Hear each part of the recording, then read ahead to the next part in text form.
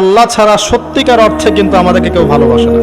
মানুষ মানুষের অবস্থানকে ভালোবাসে, তাই আমাদের উচিত আল্লাহকে ভালোবাসা। আল্লাহ পাক এটা হাদিসে বলেছেন যে, হে আদম সন্তান, আমি তোমাকে ভালোবাসি আর তোমার উপরে এটা আমার হক যে তুমি আমাকে ভালোবাসবে। আল্লাহকে ভালোবাসার অর্থ কি? এই যে আয়াতে আসেন, আল্লাহ বলছেন, কুল ইন কুনতুম তুহিব্বুনাল্লাহ, তোমরা যদি সত্যিকার অর্থে আল্লাহকে ভালোবেসে থাকো, ফাত্তাবিউনি, মুহাম্মদ সাল্লাল্লাহু আলাইহি ওয়াসাল্লামের অনুসরণ করো। ভালোবাসার প্রমাণ দিতে হয় না? দিতে হয় না? যে গার্লফ্রেন্ডদেরকে যে ভালোবাসেন, প্রমাণ দেওয়া লাগে নাই? অন্য মেয়েদের নাম্বার ডিলিট করো যদি আমাকে ভালোবেসে থাকো, বলে না? বলে। তার মানে এগুলোর সাথে জড়িত আছেন।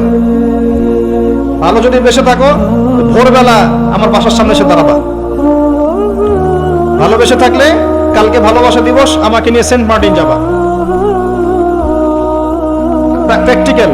আপনারা কি মনে করেছেন আমরা কলেজে পড়ি নাই? আমরা এগুলো দেখতে দেখতে বড় হয়েছে। হ্যাঁ, কলেজে আন্দোলন হচ্ছে, মেয়ের কোলে ছেলে শুয়ে আন্দোলন করছে। হ্যাঁ, আমরা দেখেছি এগুলো।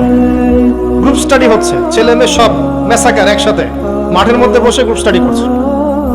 আমরা তো এমনও দেখেছি যে মেয়ে কলেজের ছাত্রীর সাথে স্যারের প্রেম হয়ে গেছে।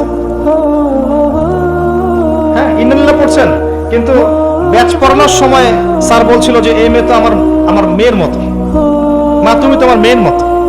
পরে মাশাআল্লাহ প্রেমও হয়ে গেল, আর তারপর যা হওয়ার তাও হয়ে গেল। এতে কার কি এসে যায়? কারণ সম্মতিতে হয়েছে। সম্মতিতে হলে তো জেনা হবে না, তাই না? যখন জোরপূর্বক হবে তখন ধর্ষণ হবে। আমরা সমাজটাকে কোন জায়গায় নিয়ে গেছি, এটা আর আসলে মানে মনুষ্য সমাজ নাই, পাশবিক সমাজ হয়ে গেছে। আল্লাহ পাক আমাদেরকে বোঝার তৌফিক দান করুন, অ্যাটলিস্ট আমাদের পরিবারটাকে হেফাজত করার তৌফিক দান করুন। আর আমরা খুব মানে শঙ্কিত, যারা মেয়ের বাবা তারা আরো বেশি শঙ্কিত। না জানি সামনের পৃথিবী কেমন হবে, আল্লাহ ভালো জানেন। আল্লাহ পাক আমাদের পরিবারের ইজ্জত সম্মান আবরু হেফাজত করুন, আমিন। এবং এই জাহিলিয়াতপূর্ণ পরিবেশ থেকে হেফাজত করুন, আমিন। বলছিলাম প্রিয় ভাই, আল্লাহ পাক বলেছেন, যদি তোমরা আমাকে ভালোবেসে থাকো তাহলে মুহাম্মদ সাল্লাল্লাহু আলাইহি ওয়াসাল্লামকে অনুসরণ করো। তাহলে কি হবে? ইউহিব্বুকুমুল্লাহ, আল্লাহ পাক নিজে তোমাদেরকে ভালোবাসবেন ইনশাআল্লাহ। ওয়া ইয়াগফির লাকুম যুনুবাকুম, আল্লাহ পাক তোমাদের সমস্ত পাপ মাফ করে দিবেন ইনশাআল্লাহ। ওয়াল্লাহু গফুর রহিম, আল্লাহ পাক পরম করুণাময় এবং ক্ষমাশীল। আল্লাহ রাব্বুল আলামিন আমাদের সবাইকে মুহাম্মদ সাল্লাল্লাহু আলাইহি ওয়াসাল্লামের অনুসরণ করার তৌফিক দান করুন। জীবনের সমস্ত ক্ষেত্রে তার সুন্নাহগুলো পালন করার তৌফিক দান করুন। আল্লাহ পাক আমাদেরকে তার ভালোবাসা পাওয়ার তৌফিক দান করুন, তাকে আপন করে নেওয়ার তৌফিক দান করুন, বেশি বেশি তার ইবাদত করার তৌফিক দান করুন।